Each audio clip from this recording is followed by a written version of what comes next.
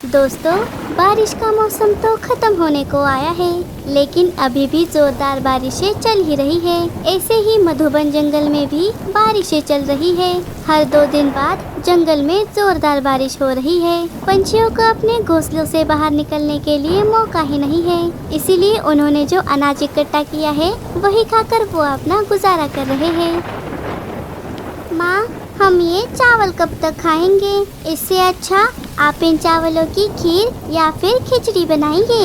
अरे मोनू, चावल पकाने के लिए तो चूल्हा जलाना पड़ेगा और उसके लिए हमारे पास लकड़ियाँ नहीं हैं, इसीलिए मैं खाना नहीं पका पा रही। अच्छा हाँ, और बाहर भी बारिश की वजह से सारी लकड़ियाँ भीग गई होंगी, उन्हें लाकर भी कोई फायदा नहीं होगा। अब लगता है मुझे आस पड़ोस में ही किसी से पूछ कर देखना होगा, शायद किसी के पास सूखी लकड़ियाँ हो। हाँ माँ, आप किसी से पूछ कर देखिए। हाँ, मैं अभी गोरी के घर जाती हूँ।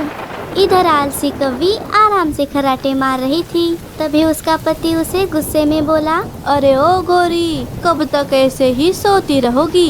यहाँ भूख से मेरी हालत पतली हो रही है। अरे क्या है, क्यों मेरे कान में काव काव किए जा रहे हो?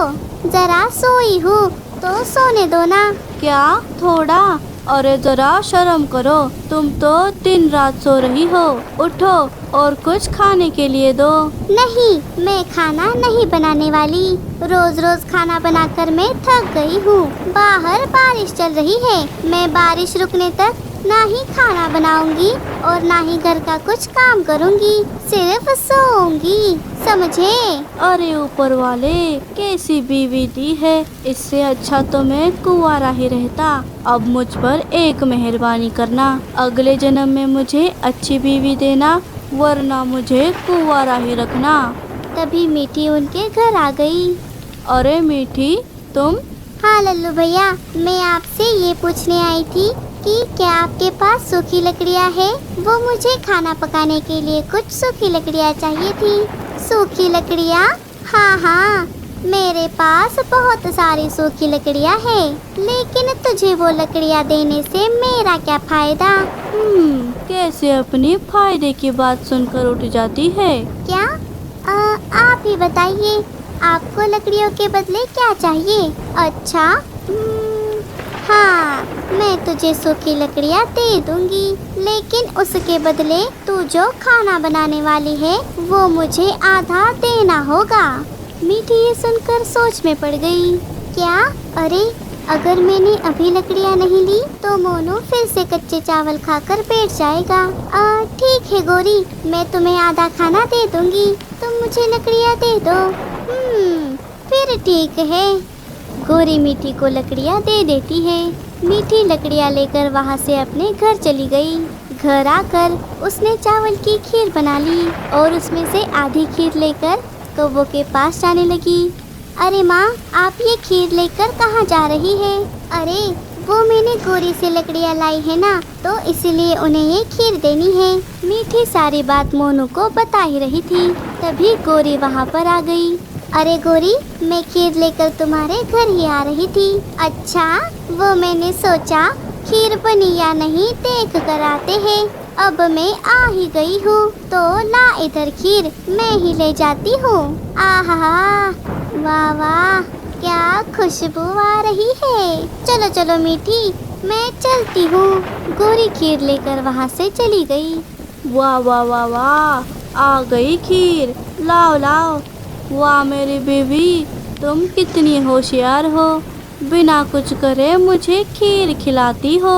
अच्छा, अभी थोड़ी देर पहले ही तो कह रहे थे कि तुम्हें अगले जन्म में अच्छी बीवी मिले। हाँ हाँ, तो तुम अच्छी ही तो हो। मैं तो यही कह रहा था कि अगले 7 जन्म मुझे ऊपर वाला तुम्हारी जैसी ही चालाक बीवी दे। आलसी कौवे बड़े खुश हो रहे थे। अब तो उन्हें जैसे अलादीन का चिराग ही मिल गया हो। अब रोज ही वो मीठी से अपनी मनपसंद चीजें बनवाने लगे और खुद आराम से बैठकर खाने लगे। गोरी, आज उस मीठी से कुछ चटपटा खाना बनवाते हैं। हाँ लल्लू जी, मैं तो सोच रही थी कि उससे शाही पनीर बनवाऊं। अच्छा, हाँ हाँ, चलेगा चलेगा। नहीं नहीं, दौड़ेगा। सुन मीठी, मैं ये बताने आई थी, आज वो जरा तू शाही पनीर बना देना। बड़े दिन हो गए शाही पनीर खाए। क्या पनीर? ठीक है, मैं बना दूंगी। हाँ हाँ, मेरे घर पहुंचा देना। चलो मैं चलती हूँ। कुछ दिन ऐसे ही बीत गए। गोरी और लल्लू की मांगे तो खत्म होने का नाम ही नहीं ले रही थी, लेकिन उनकी ख्वाहिशें पूरी करते करते मीठी का अनाज ही खत्म हो गया। अरे बाप रे, मेरा तो सारा अनाज खत्म होने को आया है। अगर ये अनाज खत्म हो गया तो मैं मोनू को क्या खिलाऊंगी? क्या हुआ माँ, आप परेशान लग रही है? हाँ, वो हमारा अनाज खत्म होने को आया है, वही देख रही थी। क्या? लेकिन इतनी जल्दी अनाज कैसे खत्म हो गया? पिछले बारिश के मौसम में जो आपने अनाज इकट्ठा किया था, वो तो पूरा मौसम खत्म होने के बाद भी बचा था। हाँ बेटा, क्योंकि तब सिर्फ हम दोनों ही थे, लेकिन अब वो दोनों कौवे भी तो है, इसीलिए तो अनाज जल्दी खत्म हो गया।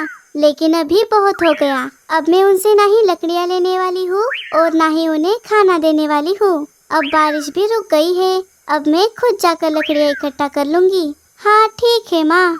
मीठी अपनी लकड़ियाँ लाने चली गई। बारिश की वजह से उसके इलाके की सारी लकड़ियाँ भीग गई थी, इसीलिए वो थोड़ा और आगे चली गई। यहाँ तो लकड़ियाँ नहीं है, अब लगता है शिकारियों के इलाके में ही देखना होगा, चाहे वहाँ पर खतरा ही क्यों ना हो। मीठी शिकारियों के इलाके में चली गई। वहाँ पर उसे बहुत सारी सूखी लकड़ियाँ मिली। अरे बाप रे, आखिर मुझे लकड़ियाँ मिल ही गई। अब कोई शिकारी यहाँ आने से पहले मुझे ये लकड़ियाँ लेकर यहाँ से निकलना होगा। मीठी ने वहाँ से कुछ लकड़ियाँ ली और वापस अपने घर चली गई। अब मीठी को गोरी से लकड़ियाँ लाने की कोई ज़रूरत नहीं थी, इसीलिए उसने गोरी को खाने का आधा हिस्सा भी नहीं दिया।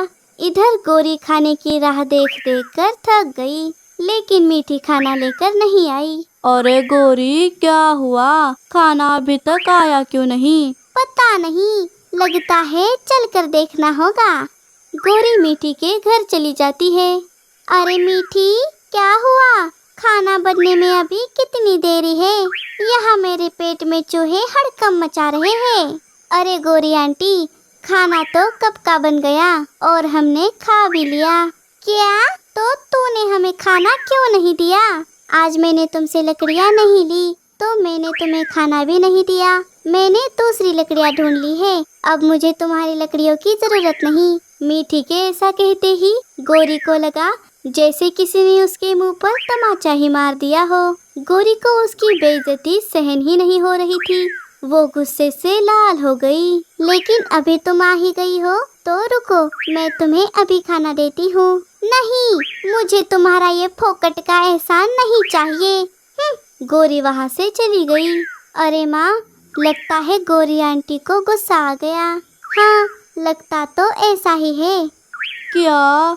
लेकिन उसने ऐसा क्यों किया? अब हमें रोज रोज बढ़िया खाना कहाँ से मिलेगा? तुम्हें खाने की पड़ी है। यहाँ मेरी कितनी बेइज्जती हुई पता भी है। मैं मुंह उठाकर उसके पास खाना मांगने चली गई और उसने मेरी बेइज्जती कर दी। नहीं नहीं, मैं ऐसे ही चुप नहीं बैठ सकती। मैं अपनी बेइज्जती का बदला जरूर लूंगी, वरना मेरे कलेजे को ठंडक नहीं मिलेगी। रात होने पर गोरी मीठी के घर चली गई और मीठी ने इकट्ठा की हुई सारी लकड़ियाँ चुराकर अपने घर चली गई। अब देखती हूँ कैसे बनाती है ये खाना। अगले दिन मीठी खाना बनाने के लिए लकड़ियाँ लेने बाहर आती है तो वो देखती है कि वहाँ पर तो लकड़ियाँ ही नहीं है। अरे बाप रे, लगता है किसी ने लकड़ियाँ चोरी कर ली। बारिश तो रुक गई है, अब यही आसपास मुझे लकड़ियाँ मिल जाएंगी। मीठी को कहीं पर दूसरी अच्छी लकड़ियाँ मिल गई।